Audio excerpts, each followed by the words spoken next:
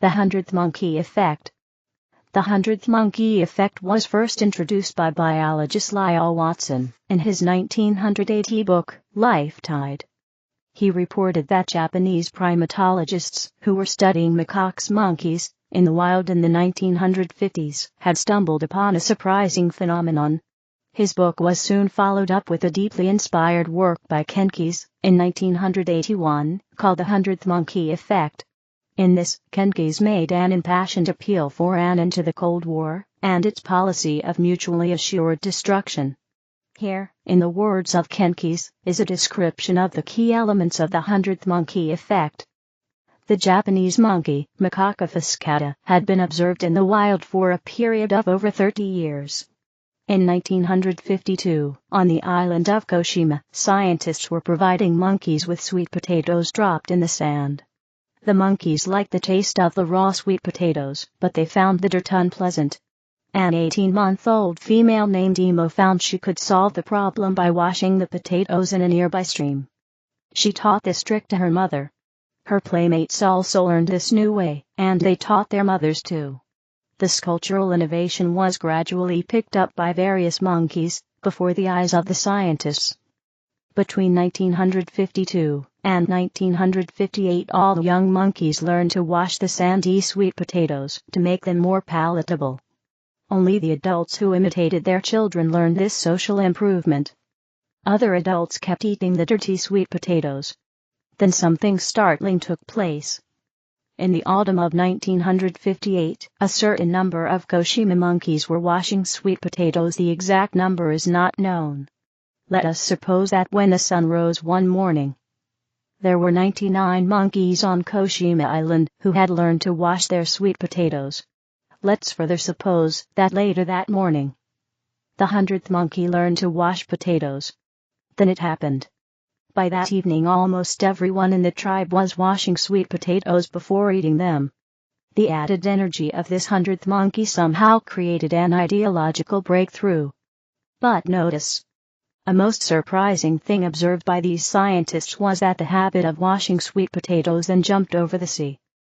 Colonies of monkeys on other islands and the mainland troop of monkeys at Takasakiyama began washing their sweet potatoes. Thus, when a certain critical number achieves an awareness, this new awareness may be communicated from mind to mind. Although the exact number may vary, this 100th monkey phenomenon means that when only a limited number of people know of a new way, it may remain the conscious property of these people. But there is a point at which if only one more person tunes into a new awareness, a field is strengthened so that this awareness is picked up by almost everyone. Lyle Watson had originally researched and assembled this story from the available testimonies of the primate researchers. Because the phenomenon took the researchers so much by surprise, they had not counted how many monkeys it took to trigger this effect. So, Watson proposed an arbitrary figure of 99 monkeys, and said that one more, the so-called 100th monkey, would then provide the critical mass of consciousness necessary to trigger the effect. The new behavior pattern spread to most, but not all, of the monkeys. Older monkeys, in particular, remained steadfast in their established behavior patterns and resisted change. When the new behavior pattern suddenly appeared among monkey troops on other islands, only a few monkeys on those islands picked up on the new idea. The ones most receptive to new ideas started imitating the new behavior and demonstrating it to the impressionable younger ones. Thus, they too began their own path toward their eventual 100th monkey effect. How the 100th monkey effect works. The mechanism for this transference of ideas works the same way for monkeys as it does for all sentient beings. We exist within a global atmosphere of consciousness, a mind belt. The human brain is constantly receiving and transmitting mental pictures and information to and from that mental atmosphere in which we are immersed. The mind belt, otherwise known as Jung's collective unconscious, does not cease to function because a few skeptics don't like its effects. It functions just like it always has, passing information from one individual to another based upon their common frequency of consciousness. If progressive monkeys had a new idea, then so did other progressive monkeys on other islands. They resonated at the same frequency of consciousness. Inventions often occur at the same time by inventors who are not in physical contact with each other. For example, in 1941, Les Paul designed and built the first solid-body electric guitar just when Leo Fender of Fender Musical Instruments was doing exactly the same thing. Have you ever had an idea, then seen other people express or use that idea? You probably said, "Hey, I thought of that first." Well, that's the way the mind belt works. It's an atmosphere that you share with all other sentient beings, but you tune in especially to the particular topics and frequencies of mind that interest you the most. What this means to the shift. The shift is the awakening of humanity's heart. This transformation of consciousness, the greatest one ever recorded, first became apparent in the mid-1960s and has been building momentum ever since. The shift is a collective transformation consisting of the sum of each individual's step into the new reality. Each person, in their own time, is moving forward into a stage of consciousness which brings a wider vista and an awareness which springs from the heart. When enough people's primary attention becomes focused through their heart chakras, then the 100th monkey effect will occur.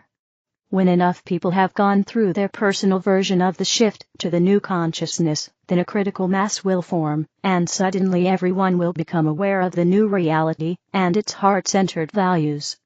That is the day when heart-centered values will become the focus of everyday thinking for the vast majority of people. That is the day when humanity will begin to look back on what has changed and realize that a massive shift has occurred, one that will simply be referred to as the shift. The power of light workers. The term "the shift" was popularized by the 2005 book, The Shift, to describe the revolution in consciousness since the 1966,000 copies of the first edition were printed in 2005 and many more spiritual seekers were exposed to its concepts. Lightworkers, as always, inspired the mind belt with their uplifting ideas, in this case making the shift a widely used term in today's world. Archangel Metatron, healing the fear of failing. Greetings, beloved beings of light, I am Archangel Metatron. I invite you to be present with me in this moment, as I bring forth the angelic love and peace to surround you. I wish to speak of the fear of failing and how strong this fear can be within your being. It is natural to activate fear from within your being in response to certain situations and experiences. Fear supports you with connecting with your inner aspect. It also supports you in recognizing and ensuring your safety. Fear, however, is often activated too powerfully or too many times, and therefore fear becomes a natural existence, a way of living and a way of being rather than a response to ensure your safety, to ensure that you take a moment to connect within your being to bring forth energy such as understanding, wisdom, guidance, and thoughts that support you in that moment. Fear, in many ways, is like a pause. It invites you to pause, to reflect within and ask what is needed. What do you need to support yourself in that moment? Is there a need to reassess your actions, your perspective, or your thoughts? Fear can be immensely valuable. However, when fear becomes stuck within your being and stuck within your subconscious mind, due to trauma, or negative experiences, or feeling unsafe in the world, then you begin to live from that space of fear.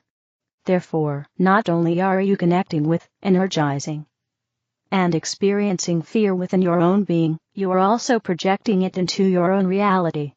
Many people hold the stuck energy of fear of failing. They are fearful of failure, and this can be in many aspects of that being, in daily reality, in their ascension process, and spiritual growth. It can be in achieving new things, achieving one's dreams and desires in relationships, even your relationship with yourself.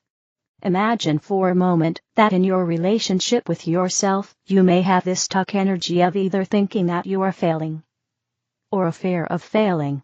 When we contemplate failure, we can connect with energy such as not completing something, falling down, not being fully equipped or skilled to achieve something, not being ready or able, lacking in something. In truth, we are denying ourselves fulfillment, completion, and success, and so there is this fear of failing. Maybe it is connected to how you will look if you fail, or it might be that you're fearful of how it will feel when you fail. We can also recognize it as a fear of completion, a fear of fulfillment and success. You are doubting yourself. You are saying that you are unworthy of completion, fulfillment, and success, and so already you are creating boundaries and limitations.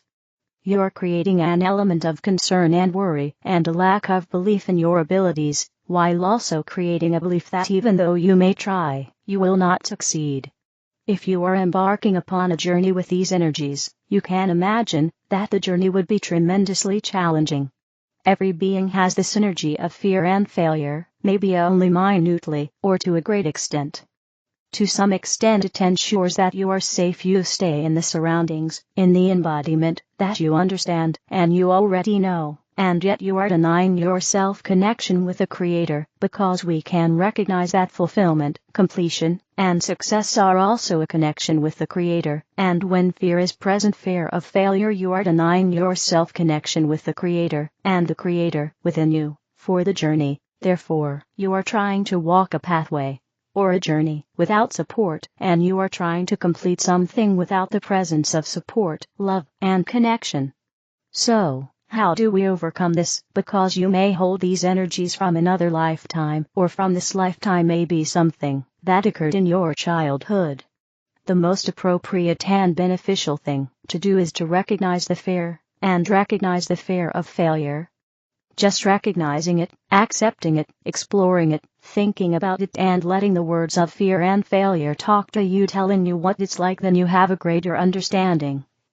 Then it is appropriate to go with your intention into your heart space, your heart chakra, and your higher heart chakra, above your heart chakra, to feel the love that is present, and the support, the immense support that is present for you from your own being, your essence, your guides, your soul group, and the Creator. Feel that energy of support and love, and surround the fear and failure with that love and support until it dissolves. You may need to continue to do that each day, or maybe once a week, or every time you think of the situation or an experience. Gradually you will find that fear steps back, and that you find yourself completing things. Completion doesn't mean it's the end. It can simply be reaching a point where you are able to recognize the advancement that has been made. With this understanding, you will then find that failure simply dissolves as well, not only in the area upon which you are concentrating, but in other areas as well. Gradually you recognize that everything begins to flow easily, that you feel more confident, more self-assured, and that things are manifesting for you. While you are in that space of feeling fear of failure, it's as if you are locking yourself in and holding on tight. Without the fear of failure, you trust your intuition, you take leaps of faith. They may not always work out. You can heal yourself, you can change direction, and you can mend things. I, Archangel Metatron, invite you to contemplate my words and to contemplate your own inner sense of fear of failure. Where does it come up the most? Where do you recognize it the most? Maybe there are stuck experiences because you are fearful of failing. What can you discover about yourself now? My love is with you always. I am Archangel Metatron. Thank you. The 9D Arcturian Council Mass Awakenings are coming. Greetings. We are the Arcturian Council. We are pleased to connect with all of you. We have been witnessing humanity's evolution for quite some time now, and we want to tell you that we understand that it is hard for you all to notice it from where you are sitting. But we also would like for you to accept that we can acknowledge your growth and evolution as a human race. We can measure these things. We can feel the tone of your vibration, and we know when you have up-leveled. You will continue to do so, and things like or will become something of your past, a distant memory. But for now, where you are is where you are, and the first step in getting to where you want to be is that acknowledgement and acceptance of where you are. You must accept that war and poverty and hunger and violence and hatred and racism are being created by you. That's a tough first step for an awakened person to make, because there are so many who are saying that someone else is doing it. It's the government or it's the cabal. It's the media's fault.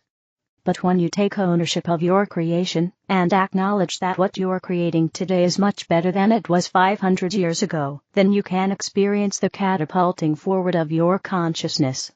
When you have both in place, you are seeing clearly. You are seeing through the eyes of someone who acknowledges that they are a source energy being, and that they are the creator of their reality. It's good to take credit, and it's good to take responsibility. Now, where you are moving into won't be a surprise for most of you who are awake. You have already stepped into the galactic age, but you will be knowing yourselves as a part of a galactic community soon enough. That too will be happening. Not because of disclosure, not because they can't hide it from you anymore. It will be coming because of the positive steps forward that you all have made. Now, without getting a very big spiritual ego here, you can take responsibility for being on the leading edge of this consciousness evolution. You can take credit for it. You can know that you have been a part of that driving force that is resulting in humanity's readiness for this kind of occurrence. We would like for you to acknowledge yourselves because we know it puts you in a higher vibrational state, and that the higher vibrational state then serves you in so many ways. You can relax and know that you don't have to do it all, and at the same time acknowledge that you are creating it all, because you create with more than just your hands and your tools, with your time, your energy, and your effort. And it is time for all of you who are able to receive this message to recognize that others will be looking up to you and following in your footsteps. There are more mass awakenings coming, and you will be the leaders, the guides, the teachers to those who are newly awake. We are the Arcturian Council, and we have enjoyed connecting with you.